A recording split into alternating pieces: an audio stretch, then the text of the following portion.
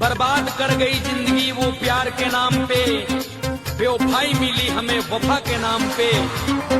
जब जहर दे गए वो दवा के नाम पे, तब खुदा भी रो पड़ा मोहब्बत। आयुष मोबाइल शॉप। कौन है रे तू? दुश्मन, जान का भी माल का भी। जानता है हम कौन है? अब उन सिर्फ इतना जानता है।